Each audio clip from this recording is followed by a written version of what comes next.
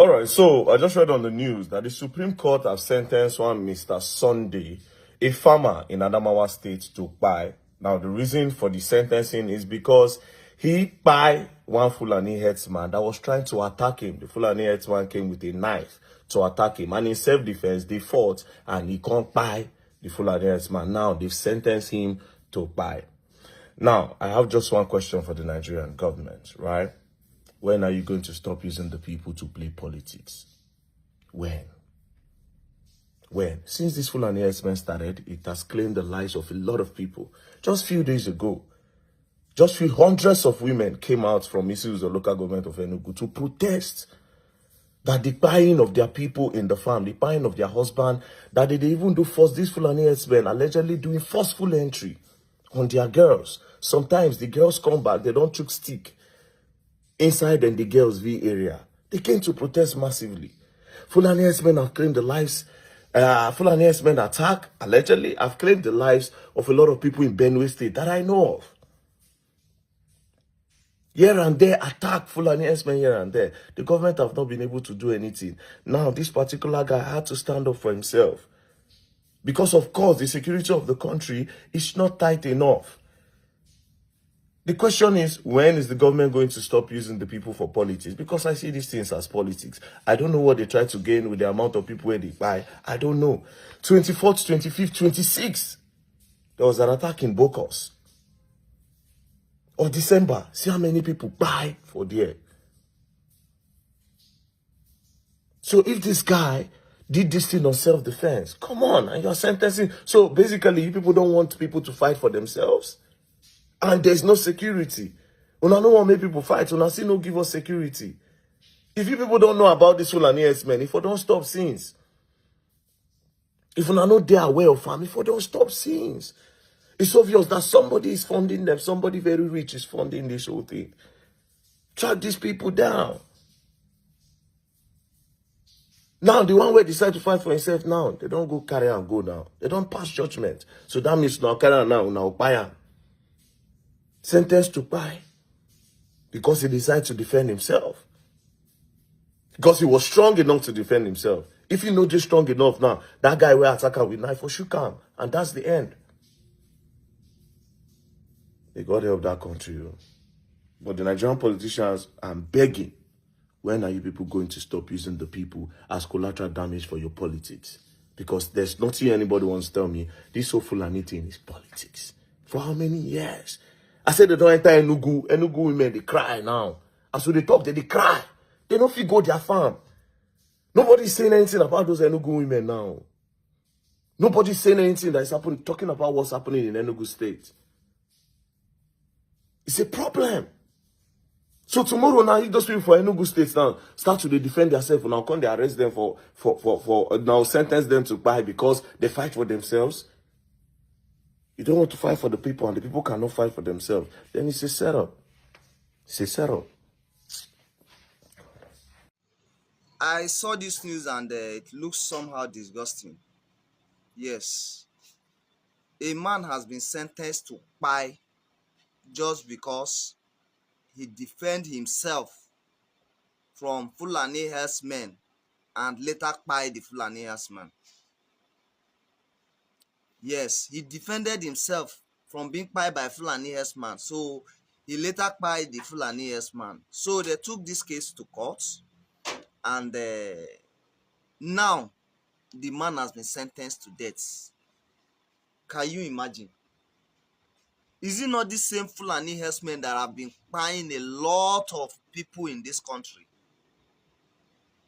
That have been kpaiing a lot of people in this country. I don't know why this government is playing politics with the life of its citizen.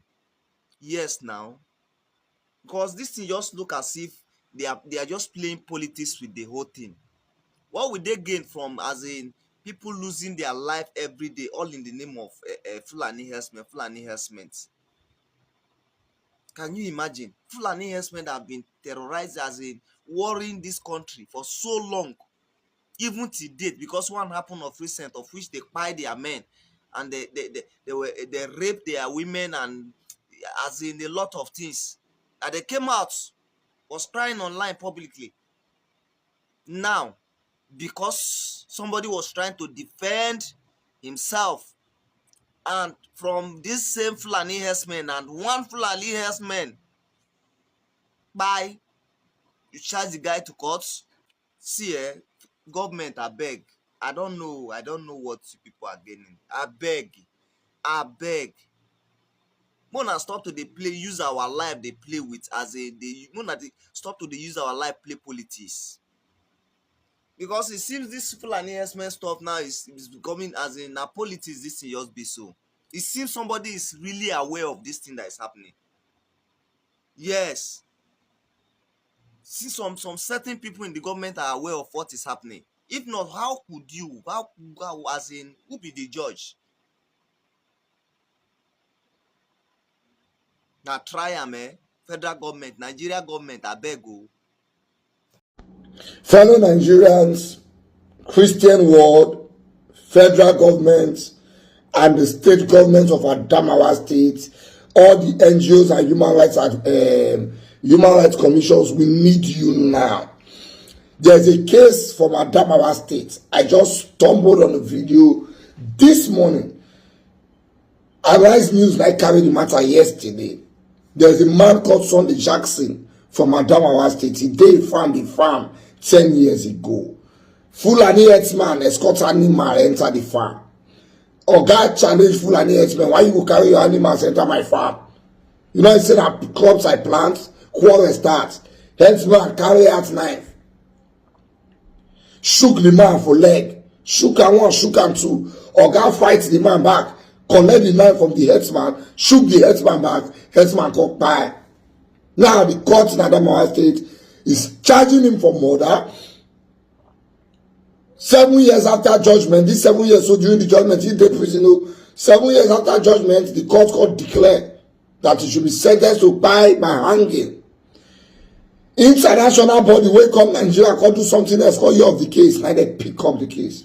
Found out that the guy's lawyer is actually a low-level lawyer who does not understand law well enough, because there are a lot of lapses in the judgment. They call appeal the case. The case called drag with Supreme Court. Yesterday, Supreme Court held that when Sunday Jackson collect the knife from the man, instead of to shoot the herdsman back, he's supposed to run. Somebody with a shoot for leg supposed to run. And the Supreme Court upheld the judgment of the Adamawa Court, and Sunday Jackson is to be sentenced to die by hanging. Let me show you this. Now, you may not have heard of him, but Sunday Jackson, a former student in his early 30s, is facing death by hanging after Nigeria's Supreme Court today upheld the judgment of a lower court in Adamawa State. Okay. Mr. Jackson was a student turned farmer who says he was violently attacked on his farm in Kodomti Forest in the Newman local government area in Adamawa State by a Fulani herdsman known as Buba Bawuro. The herdsman had strayed into Mr. Jackson's farm with his animals, and after Mr. Jackson challenged him, he apparently pulled a knife and a fight ensued. He stabbed Mr. Jackson a couple of times, but he managed to retrieve the knife and to stab his attacker in the neck, whereupon he died. Okay. Mr. Jackson was arrested and charged with murder. He's consistently argued that it was self-defense. Of course. In 2021, he was found guilty by a court in Yola and condemned to death by hanging. And today, the Supreme Court in Abuja upheld that judgment. So he's now in a race for his life, and the only option left is to appeal for clemency from the governor of Adamawa State. So what hope does he now have of a reprieve?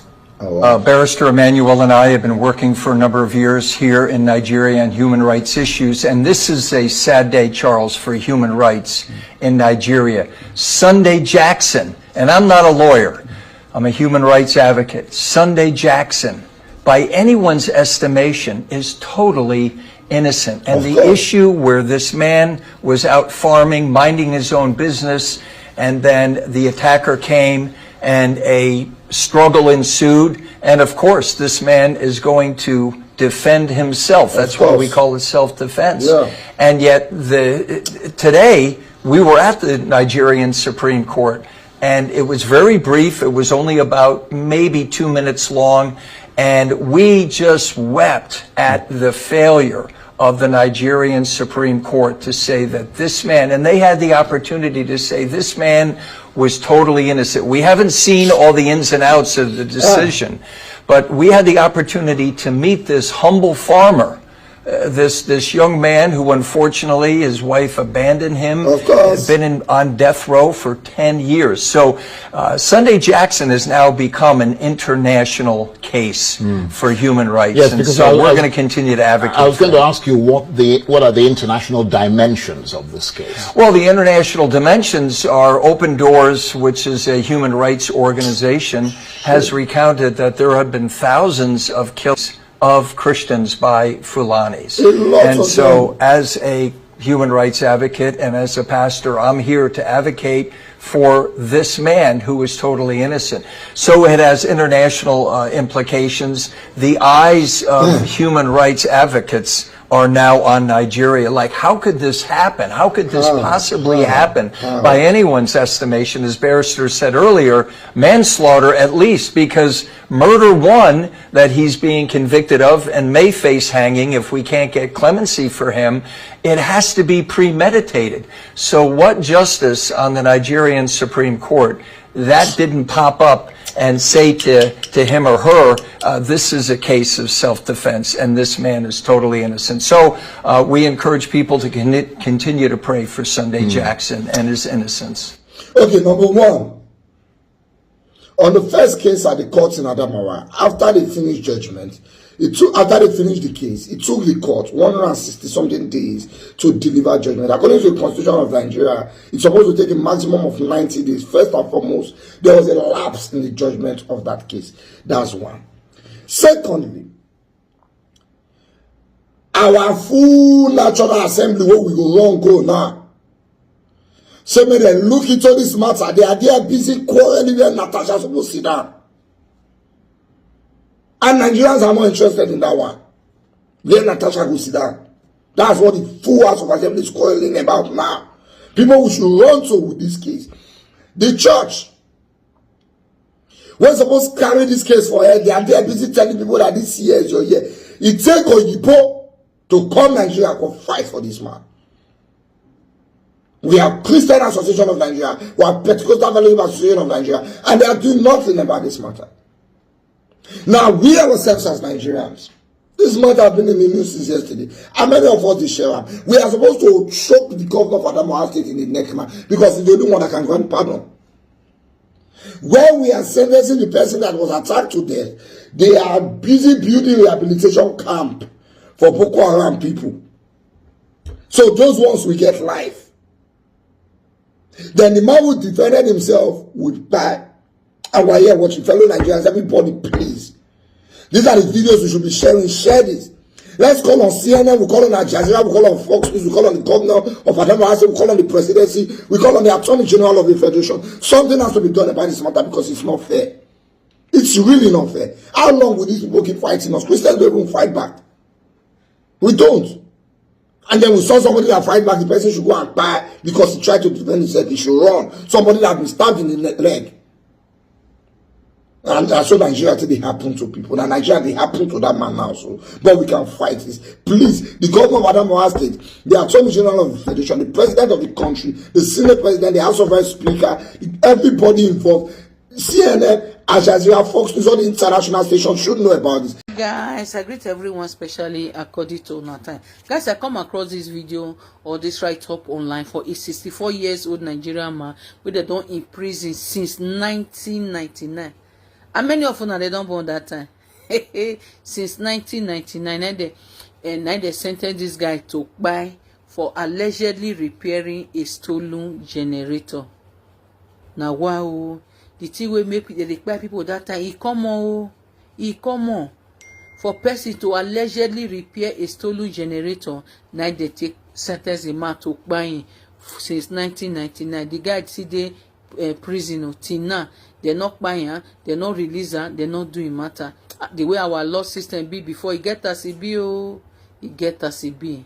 I will just read from the write-up. Now the write-up now the see so. So I will just read for the writer, make una hear. Just listen to me, guys.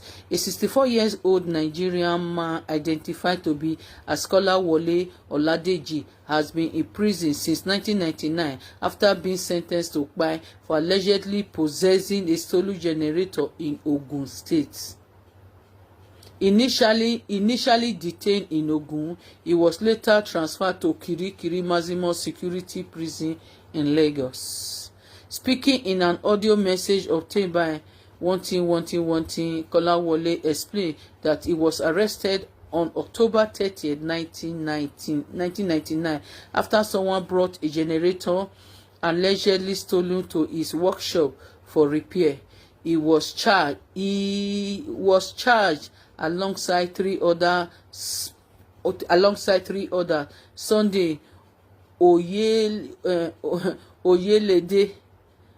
Ogbona, Igbayonu, and Shegun Ajibade, and sentenced to death by rope. Where they carry them go up. I don't want to pronounce the word because of this Facebook rule. Where they take the type them up in 2003. His kpai sentence was pronounced on January 14, 2003. That's about 22 years old when they pronounced the kpai sentence. But up till now, Kolawole claimed that Shegun Ajibade, whom he described as the real culprit, was released in 2016. Now, wow, man, no man, by former Ogun State Governor Ibikunle Amosun. However, Kolawole and two others remain on death row, on kpai row. I have been in jail since 1999 for a crime I didn't commit. I repaired generator. Someone brought one to me for repair, and after fixing it, another person picked it up. I wasn't involved in any theft, he said. The real culprit was released because he had connection. Now, so Nigeria, the view, I don't know how true it is though, but this is what he just said, that the real culprit who stole was released as per his connection. Since then, no one has come for me. My mother and wife have both kpai. Papa and mama don't even die. The wife we married, all of them don't kpai. And plenty years now why I have been here. So why did that prison so I don't pronounce until 2003, 22 years old. He put the wife we married and the mama, all of the dog by go. Whether they are the thinking and the stress that made them myself, we even know. Kolawole Odi highlights the plight of prisoners who remain in jail for years without a fair review of their cases. Despite the release of the alleged culprit, Kolawole continued to seek justice after 2 decades behind bars. Now, wow, my people, now wow. They sentenced somebody to kpai since 2003. The person has been in Kirikiri since 1999. They're not kpai, they not judge, they not do anything. And he said the culprit will really do the thing of stealing generator. Carry come give and make it repair. Say the person no go. Hey God, make you fight for the common man. How will I see this matter, my people?